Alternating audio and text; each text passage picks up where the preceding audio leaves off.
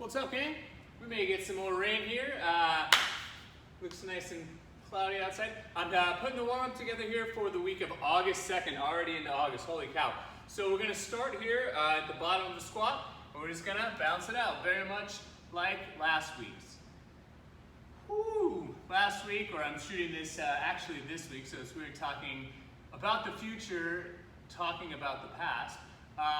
But we had some pretty hard training as we wrapped up workouts 1 through 8 for the in-house competition. This week, leading up to the final, which is on August 7th, we're going to try and maybe dial the intensity back on our training just to kind of prepare for a challenging day on Saturday.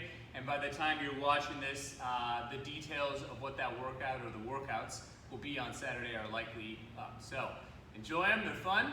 I already watched Chris and Brendan take care of it here on Thursday, the week before, and they did a good job. All right, after the squat bounces, we're gonna do knees over your toes. So use your hands if you need to kind of like, be a little bit gentle there. I'm going barefoot, so I wanna make sure that I'm not twisting my big toes too hard into the floor, but find a way that allows you to take that knee out over your toe. Just get a little bit of stretch through your foot, through your ankle, your knees, your hips a little bit, just back and forth. Nice, all right, so if you remember from last week, we had some arm circles. We're gonna do it again this time. So this first one's gonna be in front of our body and it's gonna be over the top. So I want you to imagine almost like an air guitar, trying to keep your arm pretty flat as far as like a circle is concerned, almost like you have a wall really close to you and you don't wanna hit that wall. So we're gonna go over when you're in the front 10 times, maybe 15. And then same arm, you're gonna twist, and we're only gonna go one direction, but we're gonna go under. So almost like you're trying to scoop some water and go under. Again, it's like there's a wall pretty close behind you, and you're trying to make this rotation happen without whacking the wall. Then we'll switch arms. Again, we're going in front over the top. Trying to rotate without hitting that wall that would be here in front of us. And then we're going to go behind us, again, trying to let ourselves rotate, not hit the wall. Imagine your goal over time would be to get as close to the wall when you start and be able to maintain these rotations. Fun little side challenge is to actually go do it. It's almost like the arching challenge we had for the in-house competition. How close can you get? Now we're going to put those pieces together at some point down the future, and a few of you may already see how they start to go, but for this week we're just doing the rotations. All right, so then we're going to get some give and swing. So arms are just swinging forward and back, and we're trying to get the whole body involved here. So we're going to do 5 to 10, just getting a little bit of a swing going.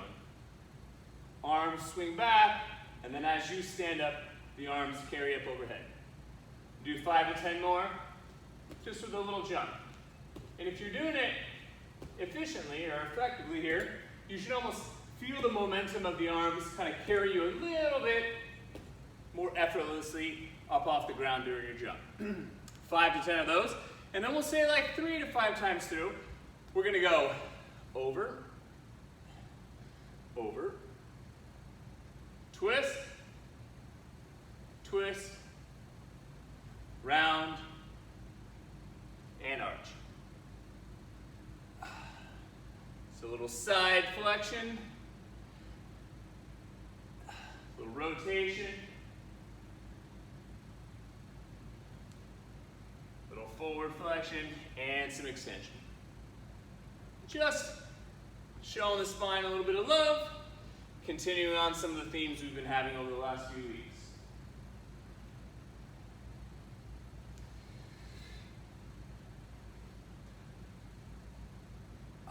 Get 5 cycles through that. Then, yes, we are using the tennis balls again. No, we're not bouncing it quite like we've been doing. We're gonna work on some partner drills here. So, grab a tennis ball. We're gonna imagine I have a partner. But to start here, we're just going very basic. I want you to find someone who's nearby, and you can begin as close or as far away as you can. And throughout the week, I want you to maybe find other partners to kind of keep this game interesting. But we're just gonna begin here, balancing on one foot, and we're gonna toss the ball to one another. The idea would be at first you want to keep the the tosses and the catches very manageable. And then as you get a little bit more experience or feel where your partner is in relation to their kind of catching and tossing abilities, maybe get them to challenge themselves a little bit. But we're going to try and go 90 seconds on your right foot and then 90 seconds on your left foot. You can toss and catch with two hands. You can toss and catch with one hand, underhand, overhand.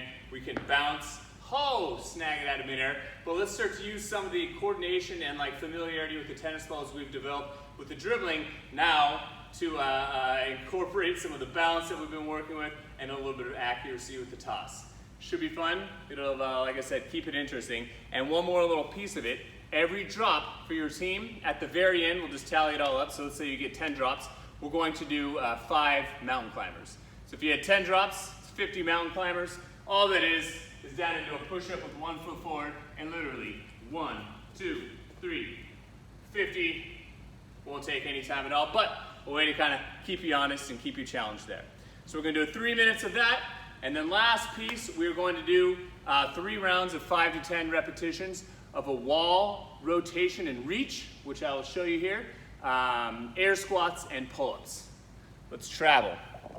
Wall, rotation, and reach. Check out this do. I had a hat on a second ago. The wall rotation and reach is just like the bridge rotations we've been doing, but instead of going through the full rotation, basically when you get upside down, with that free hand, I want you to try and touch as low down the wall as you can safely, and then be able to kind of unrotate out of it. So, sit up with my hands on the wall like we've been doing. I'm going to step behind. Everything is the same on the rotation, except here, instead of just putting my hand and continuing the rotation, I'm going to try and touch as low as I can, and then bring it back. And then go to the other side. Rotate and touch, come back.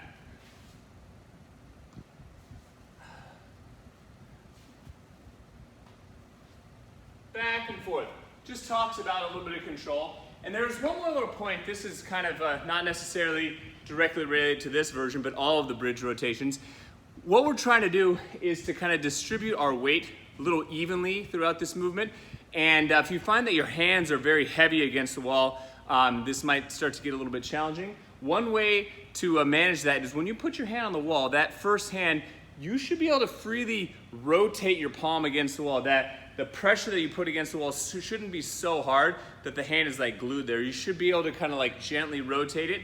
And what that'll indicate is that your weight is good, evenly distributed between your hands and your feet. And you're not relying too heavily on one piece of it. So consider some of those factors this week and enjoy the warm-up.